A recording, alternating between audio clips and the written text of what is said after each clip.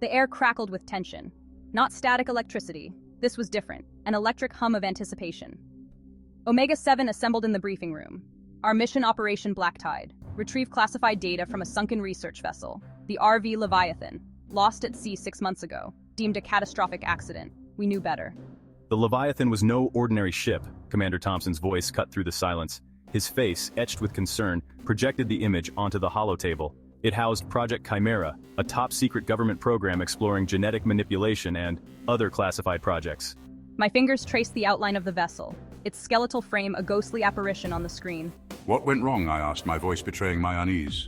Thompson's gaze met mine, a flicker of something unreadable in his eyes. That's what we need you to find out, Agent Smith. The armory hummed with a sterile, metallic scent. Weapons gleamed under the harsh fluorescent lights. Each member of Omega-7 moved with practiced efficiency, checking and rechecking their gear. We were specialists in our own right, but together, we were a force to be reckoned with. Make sure those neural dampeners are calibrated, I reminded Jackson, our resident tech whiz. He grunted, his fingers flying across his wrist panel. The dampeners were crucial, masking our presence from the Leviathan's advanced security systems. Don't worry, Cleo, Jackson smirked. This baby could scramble a cybernetic circuits from a mile away. I nodded, strapping on my custom-modified Glock 19. Trust, but verify, especially with tech this sensitive. Our ride was the V-22 Osprey, modified for stealth insertion. Its sleek black exterior was almost invisible against the night sky. 30 minutes to drop, Thompson's voice crackled through the comms. Time to disappear. The Osprey dipped low, skimming the waves, its rotors slicing through the air with precision. The aircraft seemed almost like a phantom itself, gliding effortlessly over the churning sea below. The roar of its engines was swallowed by the howling wind and the crashing of the tumultuous sea. The storm was relentless, a cacophony of nature's fury that threatened to engulf us at any moment. Through the rain-streaked window, I saw it. A shadowy outline emerging from the mist, growing clearer with each passing second. The Leviathan. A dark, skeletal finger pointing accusingly at the storm-ridden sky. It was a relic from another time, a ghostly reminder of the past that refused to be forgotten. Deploying in 5, the pilot announced, his voice strained against the turbulence. His hands gripped the controls tightly, knuckles white with the effort of keeping the Osprey steady. My stomach lurched. Even for Omega-7, this was pushing the limits. The turbulence was like a wild beast, tossing us around as if we were mere playthings. We were about to breach a ghost ship, swallowed whole by the abyss, its secrets buried beneath tons of crushing pressure and the weight of the ocean's silence. The very thought sent a shiver down my spine, its secrets buried beneath tons of crushing pressure and the weight of the ocean's silence. The wreckage was a tomb, a silent witness to the tragedies that had unfolded within its rusted hull. Remember your training, I said, my voice calm, despite the adrenaline surging through me. We had prepared for this moment, but nothing could truly ready us for the unknown that awaited. The team nodded, their faces illuminated by the eerie green glow of the internal lights. Each of us was lost in our own thoughts, contemplating the mission ahead. We were soldiers, scientists, and sometimes even something more. We were explorers of the unknown, seekers of truth in the darkest corners of the world. Tonight, we were ghosts hunting ghosts.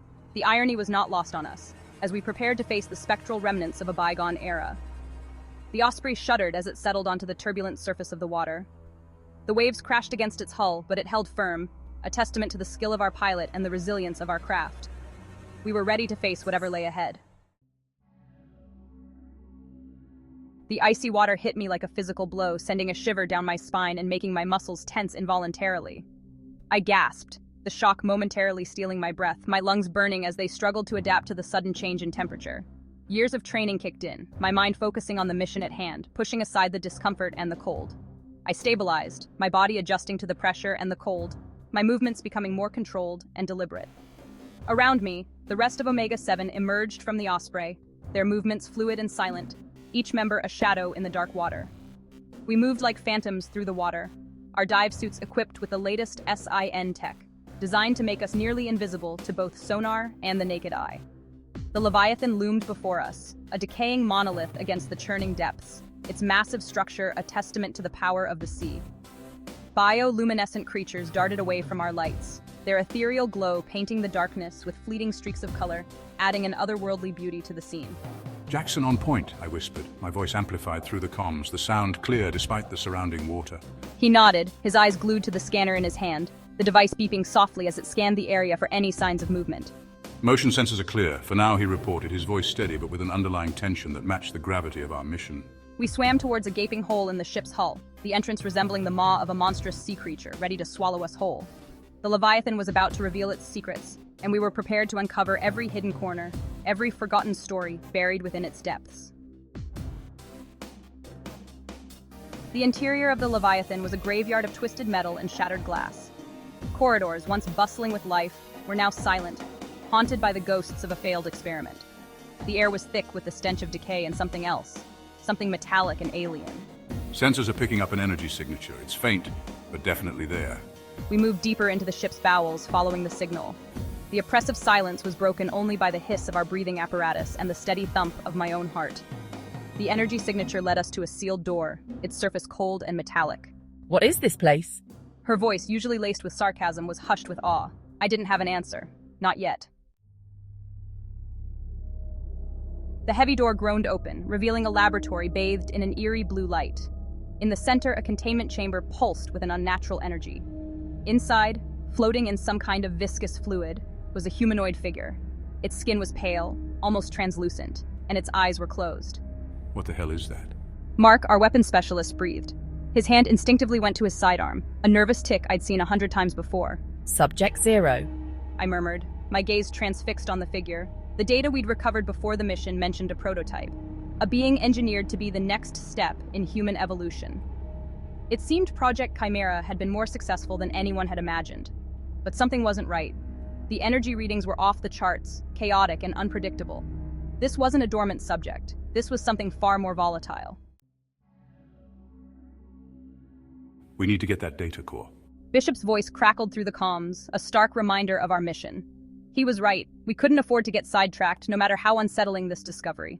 The data core from Project Chimera held secrets that could change the world, for better or worse. Jackson, his face pale but determined, set up his equipment, his fingers dancing across the holographic keyboard. I'm in, downloading now. Time seemed to stretch, each second an eternity. The blue light from the containment chamber flickered, casting grotesque shadows on the walls. The air grew colder, a bone-chilling cold that seemed to seep into our very bones. Download complete. Let's get out of here. As if on cue, the containment chamber pulsed violently, the blue light turning a sickly yellow. The humanoid figure inside, Subject 0, twitched. Its eyes snapped open, glowing with an unnatural intensity. We have to go now. We turned to leave, our movements urgent, but it was too late. The lab door slammed shut, the metal groaning under an unseen force. We're trapped. The containment chamber shattered, the sound deafening in the enclosed space. Subject 0 was awake. Subject 0 rose from the shattered remains of the containment chamber. It moved with a speed and agility that defied logic, its eyes burning with a cold, calculating intelligence. Fear, primal and instinctive, coursed through me, but I pushed it down. We had to survive this. Jackson, can you override the door? I'm trying, but there's some kind of energy field blocking the controls. Subject 0 advanced towards us, its movements fluid and predatory. We were outmatched, outgunned, and trapped. This wasn't just a retrieval mission anymore. This was a fight for survival. The Osprey's engines roared, a welcome sound in the aftermath of the chaos. The noise was deafening, but it was a reminder that we were still alive, still fighting. The vibrations from the engines seemed to shake off the remnants of fear that clung to us. We'd made it out, barely, thanks to a well-placed explosive from Sarah that had bought us just enough time. The explosion had been our saving grace, a desperate move that had paid off. As the boat sped away, the flames reflected in the water, a stark reminder of the danger we had just escaped. But the encounter with Subject 0 had left its mark. It wasn't just the physical scars, it was the mental and emotional toll. The image of its eyes, cold and calculating, was seared into my memory. Every time I closed my eyes, I saw them, and I knew the others did too. Questions lingered, gnawing at the edges of my mind. What was Subject 0's true purpose? Why had it targeted us specifically? The more I thought about it, the more questions arose, each one more troubling than the last. What happened back there, Cleo? The question hung in the air, heavy with the weight of our collective uncertainty. It was a question we all wanted answers to, but none of us had them. The others, their faces pale and drawn, echoed his question with their eyes. Each of us was searching for some semblance of understanding, some clue that would make sense of the chaos we had just endured. I shook my head, my gaze lost in the churning water below. The ocean seemed to mirror my thoughts, turbulent and unfathomable. I felt a deep sense of unease, as if the answers we sought were hidden in its depths. I don't know, the words felt inadequate, but they were all I had. The truth was, none of us knew what had really happened or what it meant for our future. I admitted, my voice barely a whisper. The admission felt like a defeat, but it was also a step towards understanding. We needed to confront our ignorance if we were ever going to find the answers we sought. But the dreams, the ones that had haunted me ever since we'd accepted the mission, they were becoming clearer. Each night the images grew more vivid, more disturbing. They were trying to tell me something, but I couldn't yet decipher their message. And they were filled with images of Subject Zero, its eyes burning with an all-too-familiar hunger. Those eyes seemed to pierce through the darkness, reaching into my very soul. They were a constant reminder of the threat we faced. The Leviathan might be at the bottom of the ocean, but the secrets it held, the questions it raised, were just beginning to surface. The ocean was vast and mysterious, and I had a feeling that our journey was far from over. And I had a sinking feeling that we, Omega-7, were in way over our heads. The weight of our mission pressed down on us, and I couldn't shake the feeling that the worst was yet to come. We were on the brink of something monumental, and the answers we sought might just be the beginning of a new set of questions.